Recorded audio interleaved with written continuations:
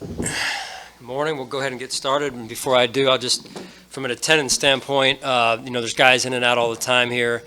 I'll just let you know there's some guys that are banged up a little bit. We're dealing with some things, so you'll see some of those guys out there today that may not be in gear. And then Tremaine Edmonds has been here all off season. He's been excused for a personal situation that he's going through, he and his family. So we wish them all the best.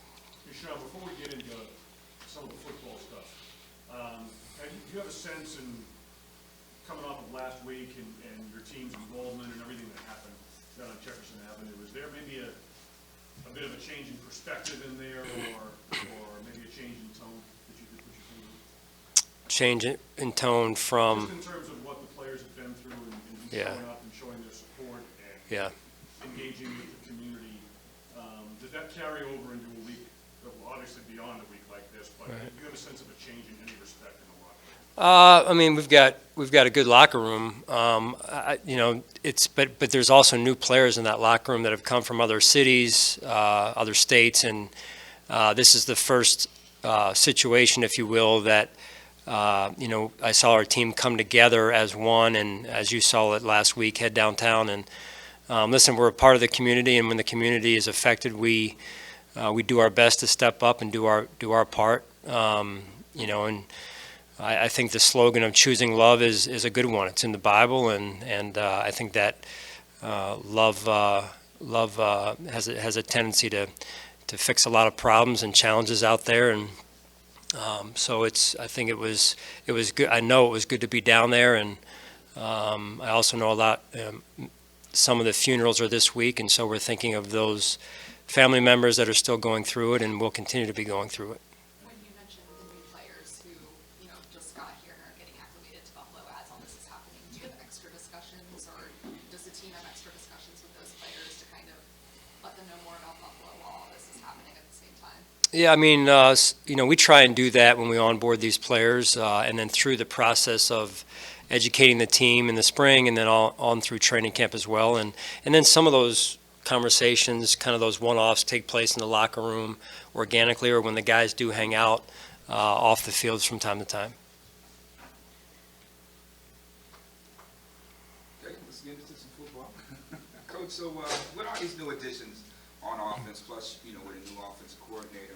What would you gauge the learning curve, and what are your expectations as far as evolving during OTAs? Yeah, you're seeing, Dorsey out there and Matt Smiley, and so there's some newness to what they're doing and their drills that they like and how they want to do things in terms of running the offense or the special teams, in this case with Matt Smiley, and that's good, but there's that newness, I think, causes a little bit of uncertainty maybe on the front end. But we work through that, and they're finding their cadence and their rhythm, and I think that'll continue through the spring and on into training camp. At some point, they're going to get into their flow as well, and I think the players will follow here as they get a little bit more comfortable and more experience being around the leadership of Matt and Ken both. Hey, Sean, this is I guess it's your sixth OTAs sessions for the Bills. What do you think you've learned most from 2017 to now as how you go about this part of the year? Have you changed anything drastically, or what do you think you're doing differently now that you didn't do as a rookie coach? Yeah, a lot, I would say. I was just talking with one of the visiting coaches that is in visiting us from a college, and he's been a head coach for a number of years as well, and we were just conversing on how you go through the years, and you start off as a rookie head coach, and you're saying, now in year 6, for me at least, man, if I can't believe I kept the job in the first year, because how you evolve, and if you're doing it right, I think you're always evolving, you're always growing, and it is. I think it's healthy to look back and say, man, I can't believe what I didn't know then that I know now, and how it serves me now to be the best coach that I can be for our team and our coaching staff. So I just think there's a lot of things that you grow through. The experience factor is real. I would say, just specifically to answer your question, Sal, I think, just being a little bit more understanding, I think, this time of year of when guys aren't here. I think that's big, although it is important, and we take that seriously that they are here. It is voluntary, and they are humans as well, and they have things going on. It was referenced earlier from Adam about all the things going on downtown. That leads to perspective, and it also leads to perspective for the players, right? They have families, they have things that they're going through, and they need this time of year some time once in a while. And so, although I'd love them all to be here, it's maybe unrealistic to think that that's always going to be the case. Sean, we've said the word continuity in this room a lot over the years. This year, there's some changes with coaches, with personnel, like there are every year. What positives, if any, come with the changes that you get to see? Yeah, I think change is good, and it can be good if handled the right way. I'm excited about, as I said before, the people we have in the building. We've got a number of new coaches, and I think that's exciting. We've been able to bring in some veteran coaches as well as some younger coaches who are wet behind the ears just a little bit, and it's exciting to watch them have a true passion for the game and for the coaching business, and want to learn. As we talk about that learning, that growth mindset, and put in the hours to advance. And I'm sure I'm not the only one that feels this from time to time, that what's happening more and more in our society is that people want things without working for them, and it's good to have young coaches in the building that are working for it and willing to put in the time, to pay the price before they're ready for their next title or handout. And I think that's refreshing, and that just says to me that we've got the right people. Sean, when you look at Josh's maturation over 4 years, what have you seen in him that's allowed him to evolve or tap into what inherent leadership qualities that he had growing up to become the real, he seems to be the leader, the face of this franchise at this moment, to have evolved into that person over the course of these 5 years or so? So you're always so deep, John. They're just, we've watched this happy-go-lucky, he's happy-go-lucky, but there are times where, we're seeing the maturation. He signs a big contract, it didn't go to his head last year. Every time we see him, he seems to be saying the right things, be it on the field, Yeah. at Salins Park, the softball, or doing the right things, and just, what is it that you've seen in his development, I guess? I think, listen, I'll give some credit to our plan and for Josh when we brought him on board. But I think a lot of the credit has to go to the way he was raised, his mom and his dad, the support system that he had at home. We talk about work ethic a few minutes ago.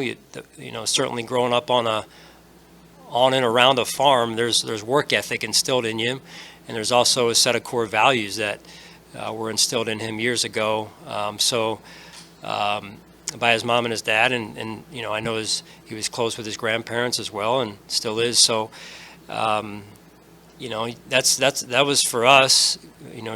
Shifting it back to us, is that was part of the evaluation where,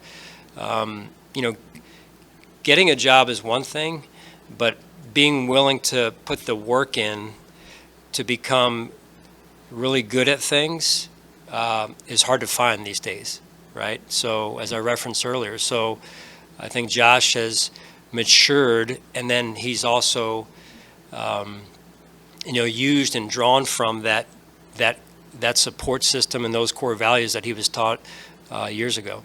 Sean, what are you looking to get out of the players in this phase of their team? We want to stay healthy. I think that's important. We want to get healthier than where we are right now as well. And as I mentioned earlier, some players going through a couple things, and then.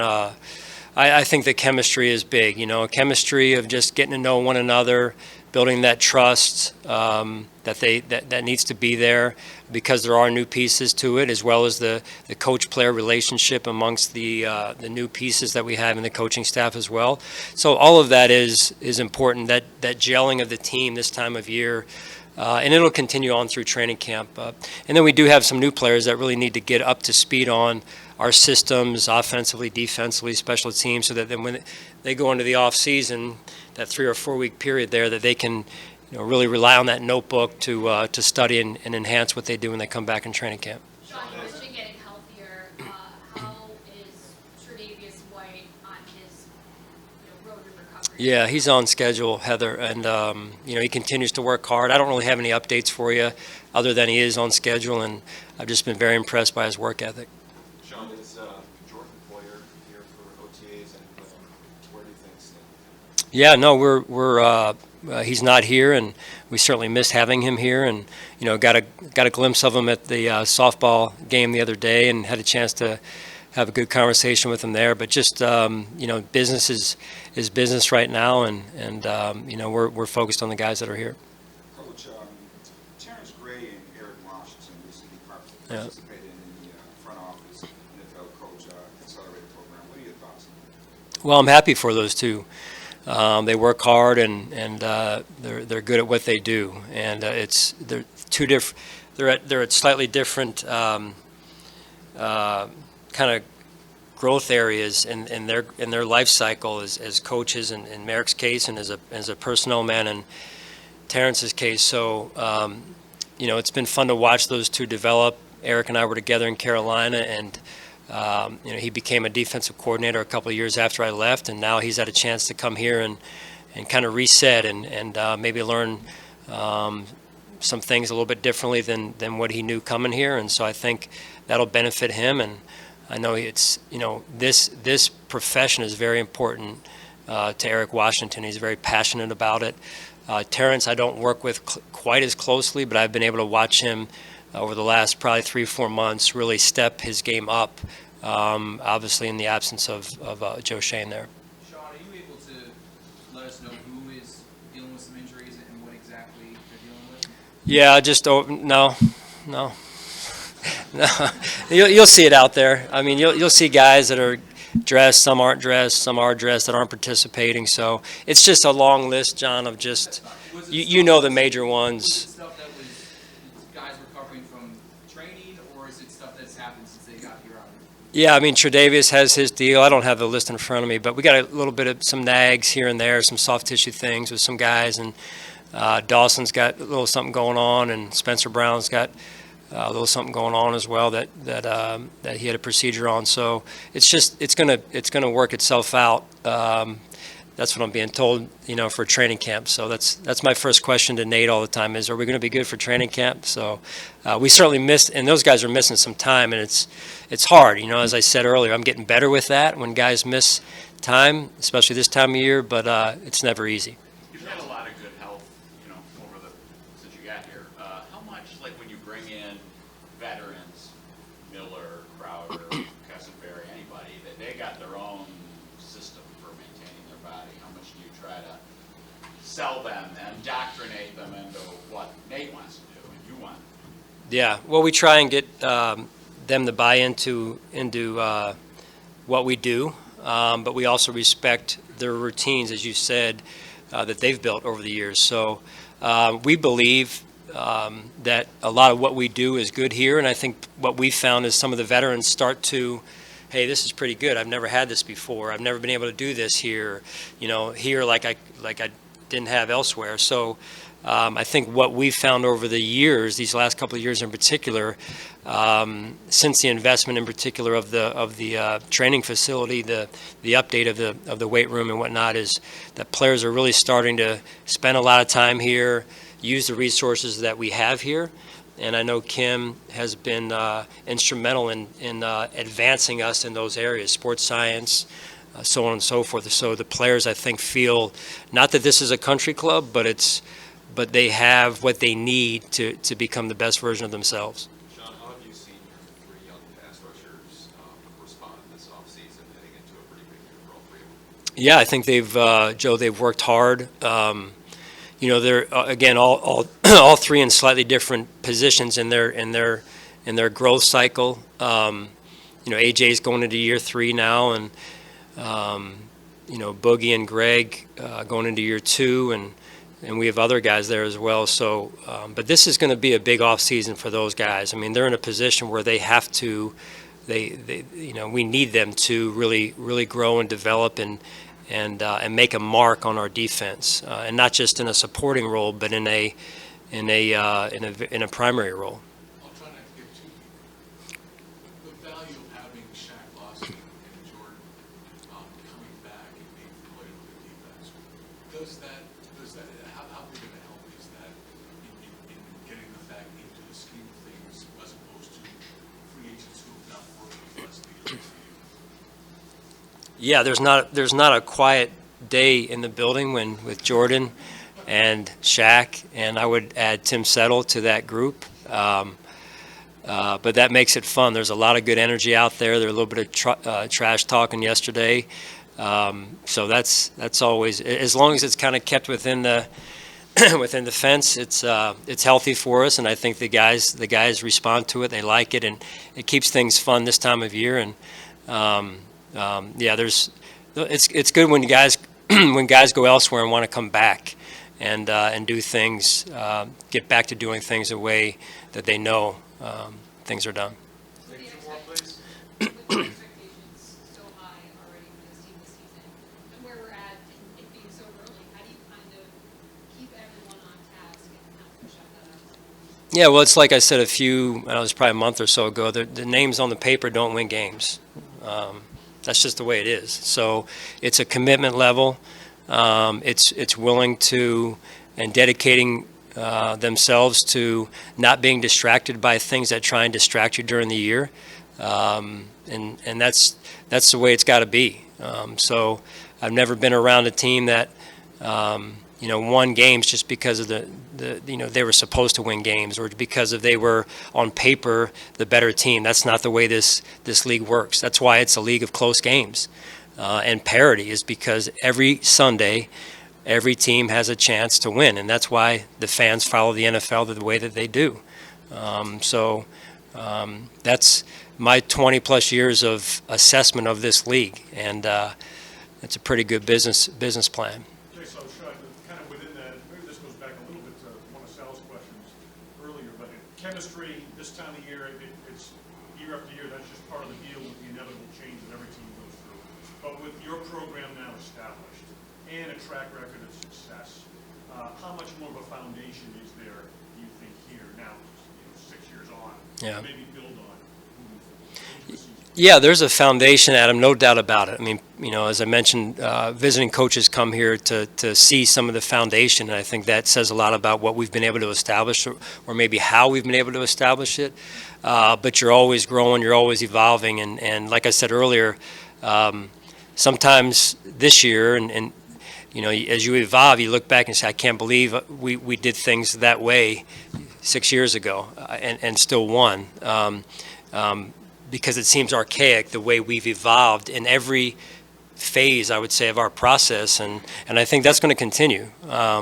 That's what's so competitive about our business is if you're not doing that, you're not going to reap the rewards of evolving, and you've got to continue to do it. But that's the fun part to me in the off season, of whether it's player acquisition, or finding different ways to do things, or better ways systematically to do things, or treat our players medically. I know Nate, all the departments are committed to that process and to evolving. So that's what makes it fun. Thanks. All right, thanks, guys.